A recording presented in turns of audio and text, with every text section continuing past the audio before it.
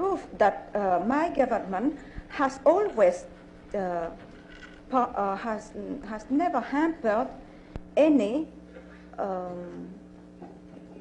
has never hampered the newsmen in their duty to find out what's wrong with the press in Vietnam. He was, I heard that he believed that he will be overwhelmed by what the people who repeated that to me said, that he will be overwhelmed by gripes from the foreign local correspondents about technical difficulties. And he was absolutely amazed that there was not a single one, that no complaints at all about technical difficulties, but only he felt that it is only a question of what he called himself, according to the people who attended that meeting, said, it is only a question of atmosphere. And that means that the foreign local press do not like us and manifest their dislike by critical stories. But so far, we have never hampered them. In that governments are governments of opinion. It means that finally, the whole world will be led by a handful of people who act just out of dislikes or likes.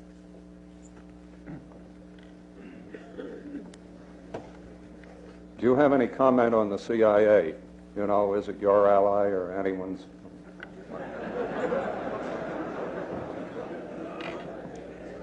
It is really difficult to speak of the CIA because, as I have said, it is such a secret service.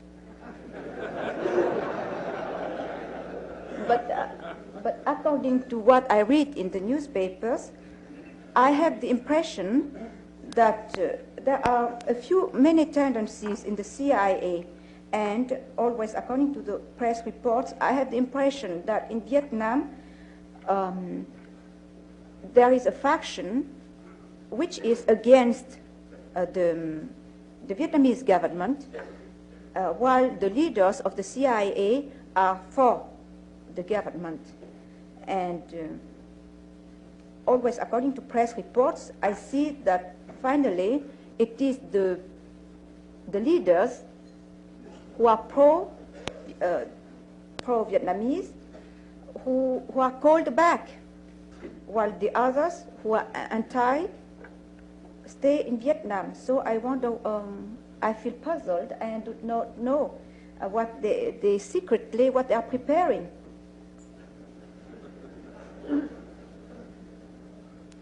Because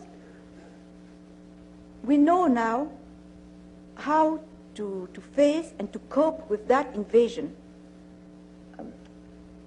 The facts are here. Thanks to a strategy with 3 tactics, the strategic harmless policy, we can isolate the guerrilleros. As you surely know, Mao Zedong repeatedly says that the guerrilleros, wherever they go, mixed with the people, they are like a fish in the water. Sorry, it is enough for us to know what you want. And we shall do our best to satisfy you. But here we do not know, so even if we want, even if there is that pressure, it is hard, it is difficult to please you, and it only harms that war effort. So that question to say that why we do not send guerrilla in the north, I can tell you that if we have, I cannot tell you precisely that I do not attack the Kennedy administration, and I do not intend at all to antagonize it. Maybe I am too, how to say, idealistic, but I believe, I am convinced that what is done in really childishly in Vietnam, that cut of the aid to pressure the Vietnamese government without reason,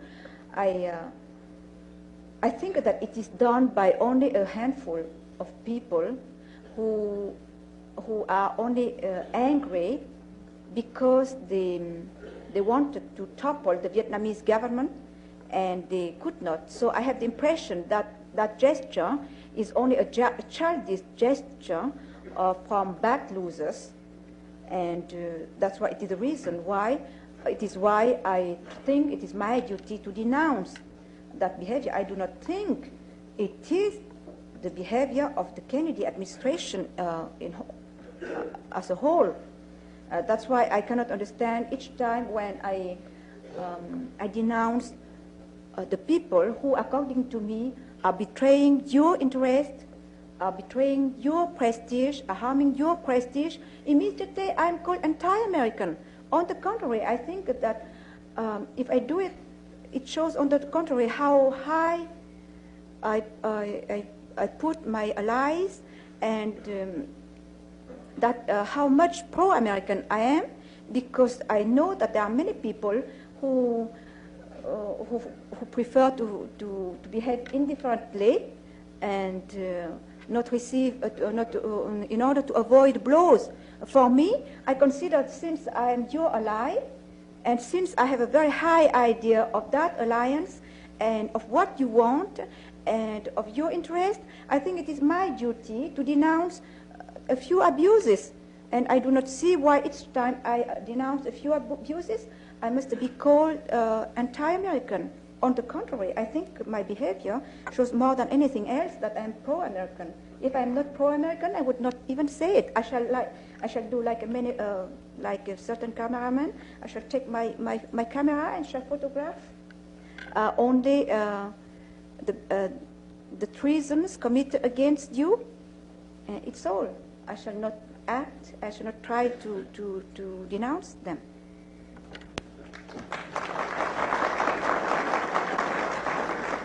Madam Lewine. Oh, I do not know precisely who is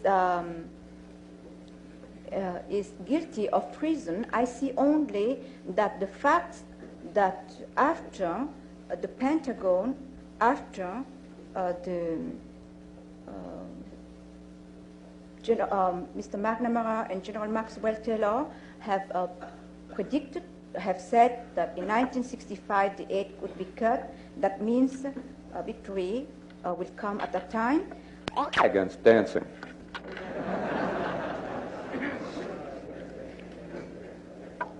I have never had anything against dancing, and the proof is that I danced ballet until my marriage. But in my country, men, like all men, and chiefly Asian men, they are very exclusive. So I think when they have voted laws liberating women, they have decided unanimously that women are liberated not to be thrown in the arms of strangers. So it is they who have banned the dancing. I have nothing against dancing.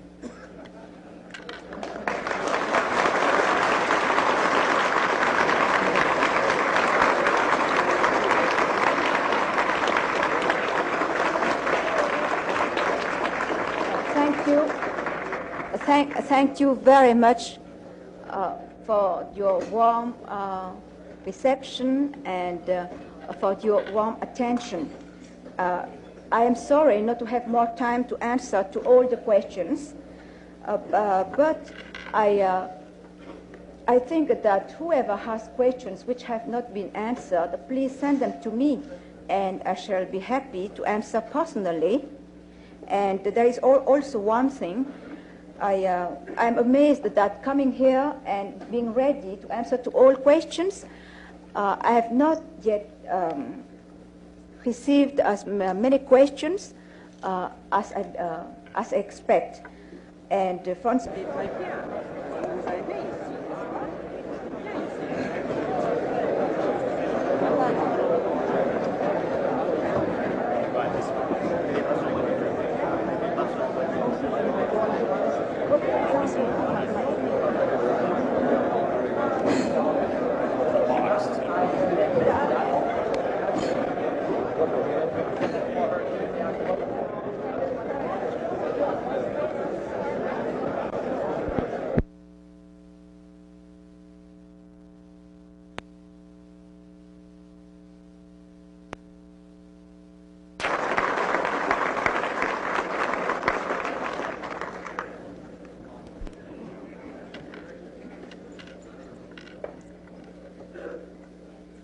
Mr. President, ladies and gentlemen, I feel deeply honored and privileged to be here today, and I would like to thank all of you and countless Americans of goodwill for the warm reception and courtesy in the last